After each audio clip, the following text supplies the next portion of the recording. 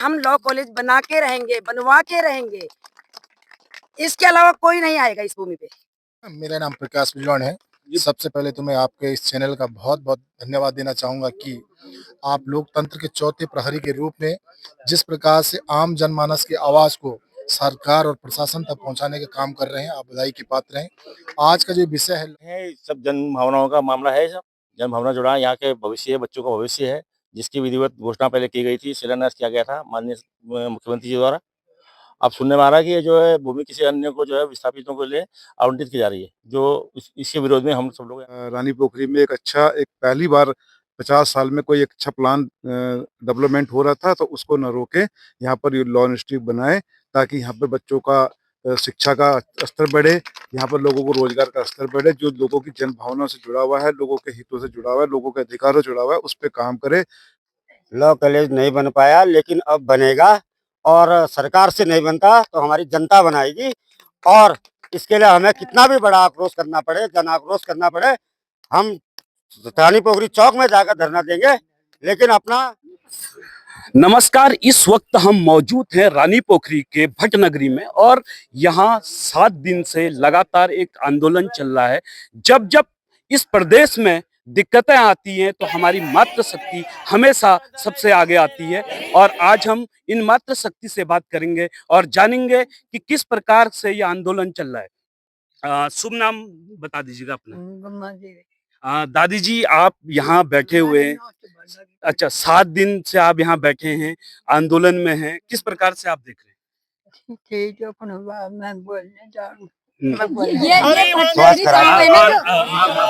ये बुजुर्ग हैं जो भटनगरी गांव में पड़ा हुआ, इन्हीं बुजुर्ग के नाम से है भट जी। इन्हीं के नाम से ये नगरी पड़ी है। इसके और भी हमारे साथ और भी महिलाएं हैं जो बताएंगे। आपका शुभ नाम? बाबा हमके बताओ ना, हम तीन बुआ लगे कि भगवान से प्रार्थना मार के हम जे खातिर बैठे हैं सो काम नहीं चल। तो आप किस वजह से आज यहाँ पे? हम ये वजह से आए बाबा, क्या हो लोग कॉलेज है बने ये लोग तो यहाँ के बुजुर्गों से आपने सुना कि यहाँ जो लॉ कॉलेज है वो बनना चाहिए। और हमारे साथ यहाँ पर और भी स्थानीय लोग हैं, इनसे भी जानेंगे। सर, शुभ नाम बता दीजिएगा। अरुण शर्मा जी। शर्मा जी, आप यहाँ पर 7 दिन से बैठे हुए हैं, एक आंदोलन में बैठे हैं, किस प्रकार से आप देख रहे हैं? नहीं, आंदोलन में बैठे हैं, सब जन भावनाओं का मामला है। सब जन भावना जुड़ा है, यहाँ के भविष्य है, बच्चों का भविष्य है, जिसकी विधिवत घोषणा पहले की गई थी, शिलान्यास किया गया था माननीय मुख्यमंत्री जी द्वारा। अब सुनने में आ रहा है कि ये जो है भूमि किसी अन्य को जो है विस्थापितों के लिए आवंटित की जा रही है, जो इसके विरोध में हम सब लोग यहाँ धरने पर बैठे हैं। और सरकार से यही मांग है कि जो इसको वापस जैसे विधि विश्वविद्यालय किया गया था, वापस वही अधिसूचना जारी की जाए, जो पहले की गई थी अधिसूचना जारी, वही होनी चाहिए। हमारी मांग यही है मेन। तो अभी ये मामला कब का है, जब ये भूमि का शिलान्यास हुआ? 2019 में 2 मार्च 2019 को इसका शिलान्यास माननीय मुख्यमंत्री जी तत्कालीन थे त्रिवेंद्र राव जी, उनके द्वारा किया गया था। तो 2019 में शिलान्यास होने के बाद आज तक यहाँ लॉ कॉलेज नहीं बन पाया, क्या कहेंगे आप इस बारे में? लॉ कॉलेज नहीं बन पाया, लेकिन अब बनेगा। और सरकार से नहीं बनता तो हमारी जनता बनाएगी। और इसके लिए हमें कितना भी बड़ा आक्रोश करना पड़े, जन आक्रोश करना पड़े, हम रानी पोखरी चौक में जाकर धरना देंगे, लेकिन अपना विधि विश्वविद्यालय हम इसी स्थान पे बना के मानेंगे। जब जब पहाड़ में समस्या आई तो मैंने आपको पहले भी कहा कि हमारी मातृशक्ति हमेशा सबसे पहले उनका योगदान रहता है और ऐसी ही मातृशक्ति हम लोगों के बीच में और हैं, इनसे भी हम बात करेंगे। शुभ नाम बता दीजिएगा। कविता नेगी जी। कविता जी, आप पिछले 7 दिनों से आंदोलन में बैठी हैं और किस प्रकार की आप यहाँ पर देख रहे हैं कि आंदोलन आप कर रहे हैं कि सरकार आपकी आवाज सुन रही है, या अभी तक यहाँ पर कोई प्रशासन के लोग पहुंचे या नहीं पहुंचे? प्रशासन के लोग तो पहुंचे हैं, कुछ लोग पहुंचे, कुछ नहीं पहुंचे। हमें उस प्रशासन से, किसी सत्ता से कोई मतलब नहीं है। जैसे मैं पहले भी कह चुकी हूँ, हमारे जनप्रतिनिधि हमारे साथ हैं। इस जितने भाई लोग यहाँ पे हैं सब हमारे जनप्रतिनिधि है, वो हमारे साथ है। हमारी मातृशक्ति एकजुट है, एकजुट होंगे। जब नहीं बना वो अलग बात है, शायद हम भी सो रखे थे, जनता भी सो रखी थी। आज जनता जागरूक है और हम लॉ कॉलेज बना के रहेंगे, बनवा के रहेंगे। इसके अलावा कोई नहीं आएगा इस भूमि पे। और अभी और भी हमारे साथ मातृशक्ति हैं, इनसे भी जानना चाहेंगे। माता जी, शुभ नाम आपका? मेरा नाम अनीता राणा है।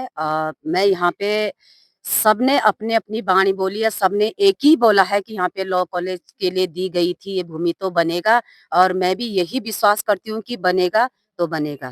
धन्यवाद बहुत-बहुत। देखिए, जिस तरह से हमारे साथ स्थानीय लोग हैं, शिक्षा के लिए आज के टाइम में जो सरकार बात करती है शिक्षा, सड़क और रोजगार की, उसके लिए जब लड़ाई लड़ी जाती है, तो क्षेत्र के सभी लोग आगे आकर अपना पूर्ण रूप से योगदान देते हैं और इसी के बीच में हमारे साथ स्थानीय युवक यहाँ से जुड़ रहे हैं। शुभ नाम आपका? अनूप चौहान। जी, अनूप चौहान जी, आप यहाँ पर प्रधान हैं और किस प्रकार से आप देख रहे हैं कि पिछले 7 दिनों से आप एक अनशन पर बैठे हुए हैं, एक आंदोलन पर बैठे हुए हैं। किस प्रकार से आप देखते हैं कि जो आपकी ये भूमि की मांग है, ये सरकार तक आपकी आवाज़ पहुँच रही है या नहीं पहुँच रही? पहुंच रही है, अब तक पहुंच गई है आवाज जी। सरकार तक। जो है आपके चैनलों के माध्यम से, अखबारों के माध्यम से पहुंच गई है। तो क्या लगता है आपको कि सरकार इस पर कोई सुध लेगी? लेना पड़ेगा सरकार को, सूद लेनी पड़ेगी। अगर नहीं ली तो जो आंदोलन जो है बहुत बड़ा रूप ले लेगा। तो जैसा कि यहाँ के स्थानीय प्रधान ने कहा कि अगर सरकार इनके बात को नहीं सुनती है तो बड़ा जन आंदोलन करना पड़ेगा। और भी हमारे साथ काफी स्थानीय लोग जुड़े हुए हैं, इनसे भी जानना चाहेंगे। शुभ नाम आपका? मेरा नाम सुधीर अतुड़ी है, मैं ग्राम प्रधान रानी पोखरी से हूँ। तो प्रधान जी, आज आपको 7 दिन हो गए हैं, किस प्रकार से देखते हैं और किस प्रकार का मामला है?